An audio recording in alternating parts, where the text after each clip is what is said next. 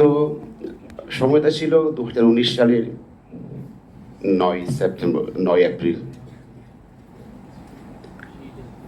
ঢাকার কল্যাণপুর থেকে আমাকে ধরে নেওয়া হয়। 6-7 জন সাদা পোশাকধারী লোক ছিল, আমার জন্য ওট পেতে ছিল তারা। মূলত আমার ফোন ট্র্যাকিং করে তারা আমাকে আমার যেখানে আমি যেতাম সেই জায়গায় তারা অপেক্ষায় ছিল আমার জন্য। আমি যখন ওখানে গেলাম তখন আমার নাম ধরে ডাকলো, নাম ধরে দেখে আমি তার দিকে তাকানোর সাথে সাথে তারা আমাকে ধরে ফেলল 3-4 জন লোক। আমি ভয় পেয়ে গেলাম যে এরা খাড়া। সাথে সাথে একটা গাড়ি আসলো, সাদা মাইক্রোবাস, সেখানে আমাকে তোলা হলো। তোলার পরে আমার ব্যাগ আমার থেকে আমার মোবাইল ফোন সব তারা নিয়ে নিল। তারপর আমাকে চোখ পেটে দিয়ে কালো কাপড় দিয়ে চোখ পেটে দিল, তারপর হাতে হ্যান্ডকাপ পরালো। এরপরে বললো আমি যেন তাদেরকে আমার ফেসবুক আইডি এবং আমার ফেসবুক পাসওয়ার্ড দিই। এরপরের ইতিহাসটা আমি আর জানি না যে আমার ফেসবুক দিয়ে কি হয়েছে, আমার ফোন দিয়ে কি হয়েছে, তারা সেটা কি ওপেন রেখেছিল কিনা বা কি করেছিল কিনা তা আমি জানতাম না। আর তো এইভাবে আমাকে তুলে নেওয়ার পর 5 বছর 3 মাস পর্যন্ত আমি অন্ধকার একটা জায়গায় ছিলাম, যেখান থেকে আলো বাতাস আমি দেখতাম না।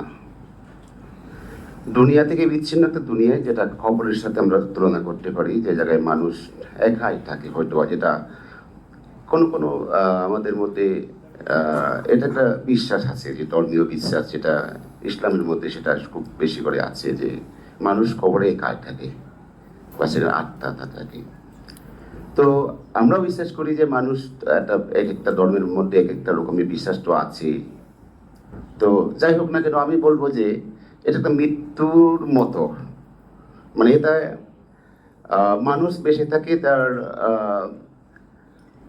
শ্বাস নিঃশ্বাস নিয়ে, তো মানুষ বেঁচে থাকে, কিন্তু তার বাইরে যেটা আছে, তার যে দুনিয়ার মধ্যে যে তার আত্মীয় স্বজন বন্ধু বান্ধব সবকিছু মিলে তার প্রাণ প্রকৃতি সবকিছু সমাজকে নিয়ে থাকা, এই সব কিছু থেকে বিচ্ছিন্ন করে শুধু একটা নিঃশ্বাস নিয়ে বেঁচে থাকা, এটা তো বেঁচে থাকা বলা যায় না আসলে। এমনকি আমাকে যখন তারা তুলে নিল তখন আমাকে আমার পরিবার বা আমার আত্মীয় স্বজন কাউকে আমি জানানোর সুযোগটা পাইনি। যেভাবে মৃত্যু নির্যাতন মানুষের উপর, যা চিন্তার বাইরে।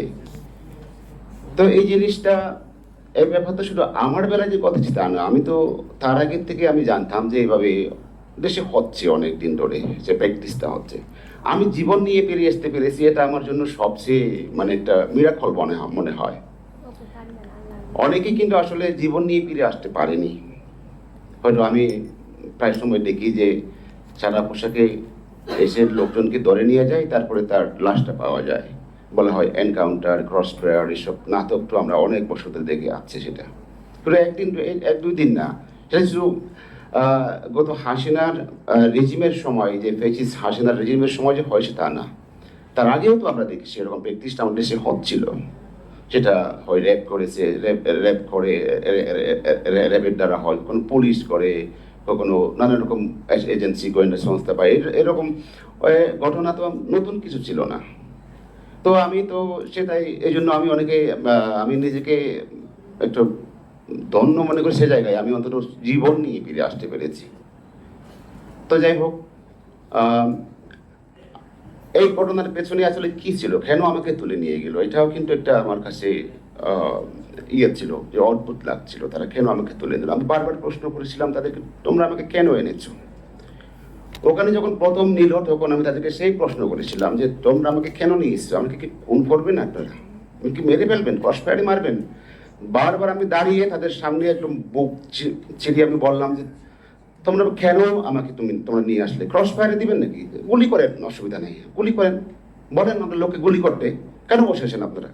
দাঁড়িয়ে বললাম, কেউ কথা বলে না, চুপ করে থাকে। তো আমি তারপরে বললাম, আমার অপরাধটা কি আপনারা বলেন তো, কি আমি করেছি? আমি আমার জনগোষ্ঠীর জন্য, চট্টগ্রামের যে সংখ্যালঘু জাতি যারা আছে তাদের অধিকারের জন্য কথা বলে থাকি আমার অপরাধ? তাদের ন্যায্য অধিকার, রাজনৈতিক অধিকার, তাদের এই সংগ্রামটা করা কি আমার অপরাধ? আর ওখানকার যে আমাদের যে সাহিত্য শাসন যে সেই সাওয়া থেকে আমার অপরাধ? এই যদি আমার অপরাধ হয়, রাজনীতি করা যদি আমার অপরাধ হয়, তাদের মুক্ত যে রাজনৈতিক অধিকারের সপক্ষে কথা বলা, রাজনীতি করা যদি এই যদি আমার অপরাধ হয়, আমাকে গুলি করেন, আমি গুলি ভয় পাই না। গুলি করেন, চুপ করে থাকে। তারপরে অনেকবার প্রশ্ন করছিলাম আমি, কেন এনেছেন আমাকে? তারা বলেছে আমার অপরাধটা হলো, প্রথমে তারা আজে বাজে কথা বলতো, সরকার বিরোধিতা করা বা আমাদের কি বলে ওখানকার এই যে চুক্তির ব্যাপারে তারা বলে আমরা চুক্তিকে সমালোচনা করি, চুক্তিকে গ্রহণ করতে পারি, এটা রাষ্ট্রবিরোধী অপরাধ, এসব কথা বংশগতটা বলতো। পরে আমি তারপরেও অনেকবার জিজ্ঞাসা করতাম, যুক্তি দিয়ে বলছেন। তারা আমাকে পরে বলেছিল আমার অপরাধটা ছিল আসলে সেখানে পৃথক শাসন ব্যবস্থার দাবি করা। পৃথক শাসন ব্যবস্থা দাবি করা মানে হলো নাকি এটা একটা রাষ্ট্রবিরোধী অপরাধ।